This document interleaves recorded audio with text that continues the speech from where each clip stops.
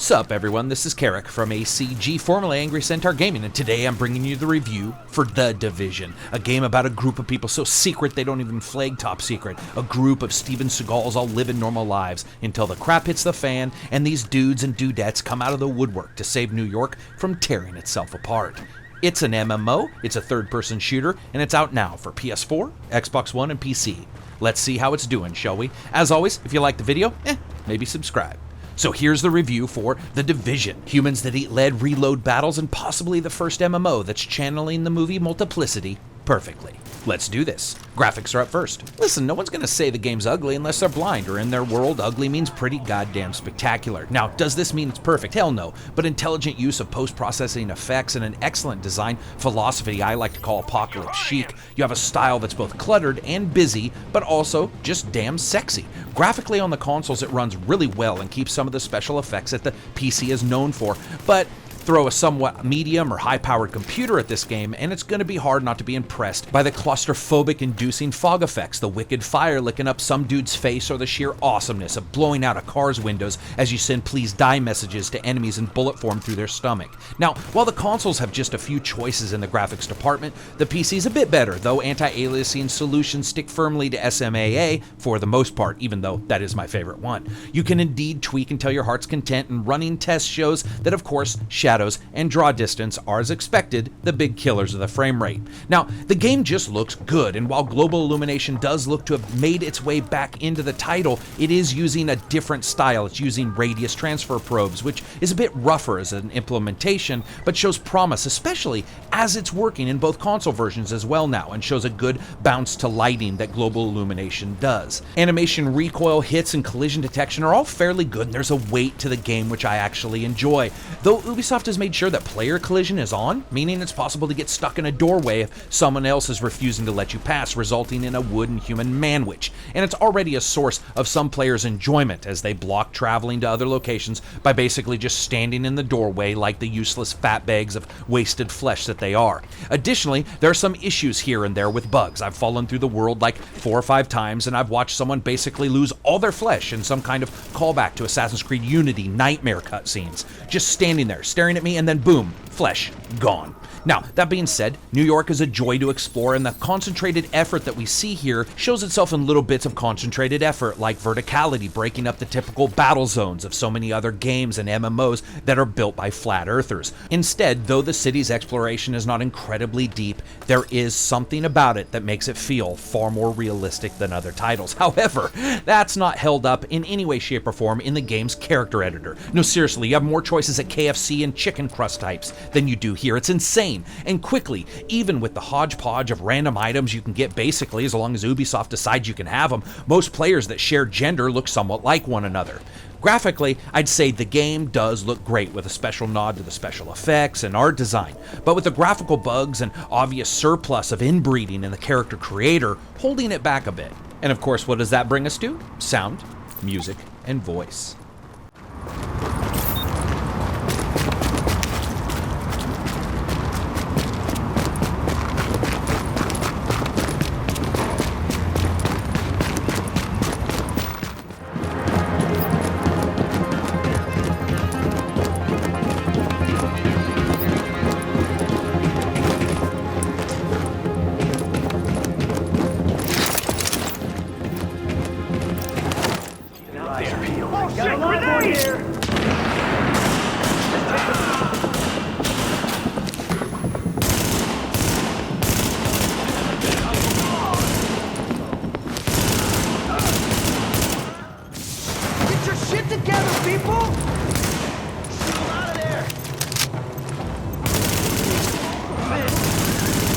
Hostiles detected.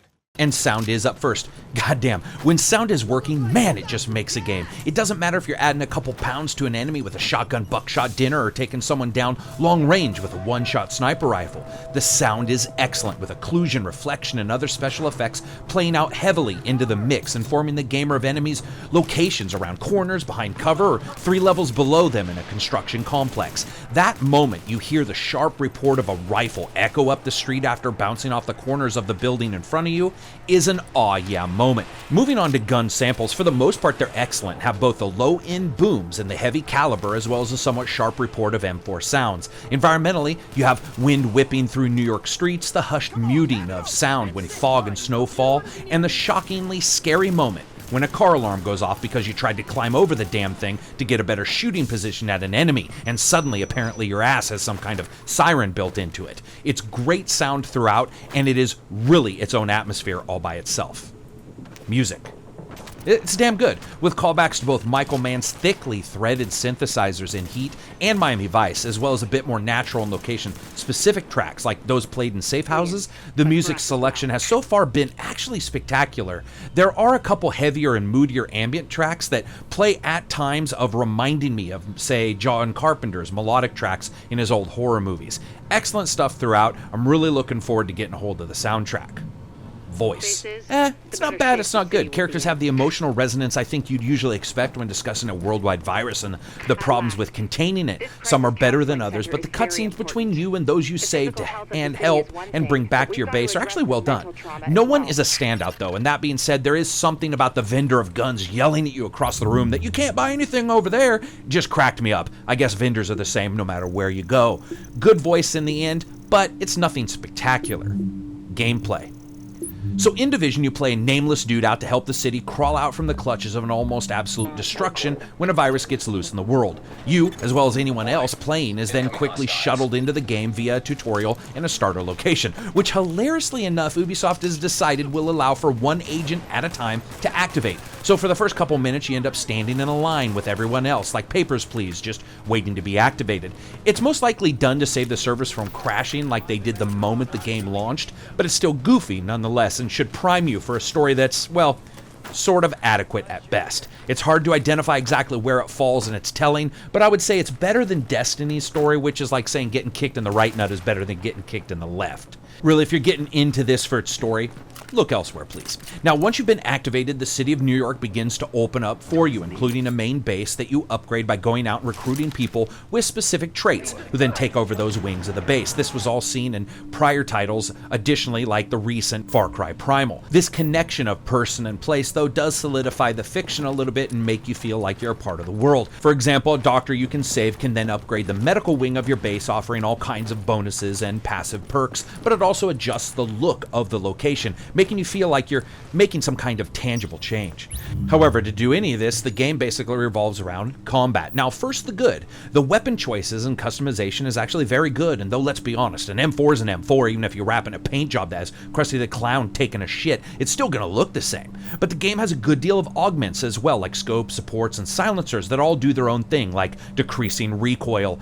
Each weapon has stats in 4 basic groups as well, like stability and accuracy, and all of that is adjusted by your own perks, augments, and the gun you have, and pretty much anything else. Now, this can present a bit of a problem, as a gun not only has a static, almost in the lab style of DPS, but it can also have its own traits, like Expert, which has it do a boatload of damage to the enemies when they're hurt. That means even using the comparison button, there's more here than like-for-like weapon upgrades. You're gonna find yourself diving somewhat into various menus to verify that those numbers that exist and state that they do a particular thing will actually result in what you expect. I don't think this is too surprising to people, though, who are into these kind of MMOs, especially ones based on loot. Having this kind of soft layered system means so many variables that jumping into a new weapon can take a lot of time to verify that everything else in your gear fits that style of play.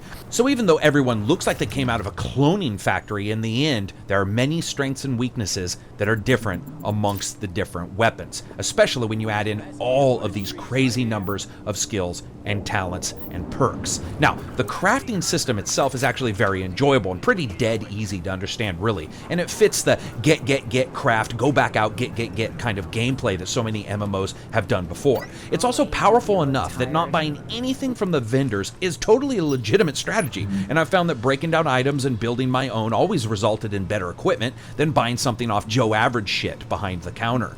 Engagements and activities run the gamut, from entering contaminated zones and investigating situations, or full-on attacks and counterattacks against the various factions within the city, of which there are actually a lot. Also, the random people still sadly stuck in New York that either aren't you or aren't a gang member. Walk around, scavenge, fight, and collapse dead drunk around you.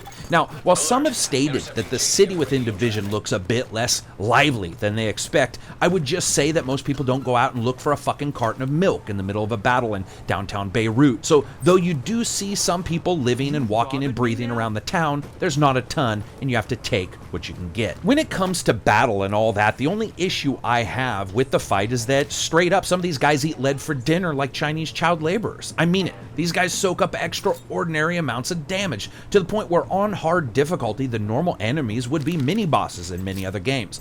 This can turn battle into one of the oddest things I think I've ever seen, which is basically reload fights, where you and the enemy are both basically reloading in front of one another, and whomever gets done first is most likely going to win. It's odd, and even though headshots matter, they didn't matter as much as I expected.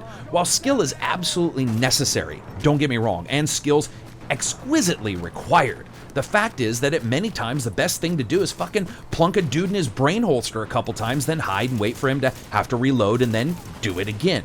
Over and over. Listen, that's not to say every battle is that way. In fact, Division's mix of random enemy types as well as named enemies is masterful and can turn a route where you're basically surfing across dead bodies California Moses style to you suddenly screaming for mercy as an armored-clad, flamethrower-carrying bad guy turns the entire world into a pyromaniac's wet dream. It's a mix, really, with some good and some bad, but the bullet sponginess is something that I think needs to be discussed and accepted by gamers before they try to jump into this title. It doesn't ruin the gameplay, it just makes it a little bit odd. What Ubisoft has done here is offered a unique looking location with an extraordinary number of activities to engage in. And in many ways it does trump Destiny, especially in things like social options. Where Destiny seems afraid to give you options because your experience might possibly be affected, here the options are open with the warning that it's a tough world out there, so don't come crying to mama when you get hurt doing something you weren't skilled enough to pull off. I do like that. I like that there is a bit more of an adult idealism throughout the world that's reflected not only in the game's speech and its impassioned use of the word fuck, but also just the maturity of the locations, storylines, and options that gamers get. Also, when some games tell you shit happened before you arrive but don't show it, you notice it. Division seems capable of eliciting a feeling of history by making you feel like not only did stuff happen like 2 seconds before you got there, but it continues to happen whether you are there or not, and whether you log in or not. There's a bit of a feeling of continuity here that's missing in games like Destiny. And of course that brings us to fun factor. I have to say, in many ways I enjoy this more than I did Destiny when it started, where Destiny launched with fairly good gameplay and gunplay. The Division launches with a more interesting world and certainly a more interesting take on your actions within the title, while the gunplay itself is a little less enjoyable. That being said, exploring the game world is amazingly interesting, from the far reaches of a secret couple levels in a high-rise building to the first time you figure out that many of the building's roofs are accessible. Division offers a slightly different fun than Destiny does, though. Where Destiny was a single-player game with the slimmest of world building within it, Division solidly trumps that, making a single-player gamer feel like they're making gameplay changes within the title, like watching your base expand and change or saving named folks. It's not a massive step forward, but it invests the gamer into a game world, something other titles have had difficulty with. But while Destiny's MMO talents range from groups and raids to PvP areas, Division is a bit more casual and free-flowing, with a better connection to the world than Destiny started with, but core gameplay that might be a little weaker here or there. So I rate games on a buy, wait for a sale, rent, or never touch it again rating scale. Right now, this is actually a wait for a sale, because while the entire game is fairly solid, the sponginess of the enemies, which is far worse than almost any game I can remember, and the bugs and the connection issues that we've seen, as well as some people still not being able to get their friggin' Ubisoft rewards and pre-order items, I think that the game needs to cook a bit longer for some folks. While it does offer really enjoyable content right now, waiting on it is actually fine. Which is the difference, because Destiny's gameplay inherently at the starting was actually really rock solid. Division's is a little bit more questionable. Some of this is going to get patched, and then this rating can instantly be a buy for anybody, or if they drop the price. But right now, its technical issues as well as a little bit of poor feedback when it comes to its core mechanic, with no real fallback, leaves me a bit dry. So here's my toast to the Division. Bring on your spongy enemies and bad guys galore. In the end, I like Destiny's core shooting just a bit more. Your world's awesome though, and worth my bucks, despite enemies getting shot and given no fucks. As always, if you like the video, give it a thumbs up. If you dislike it, hey, give it a thumbs down, whatever. As always, peace out.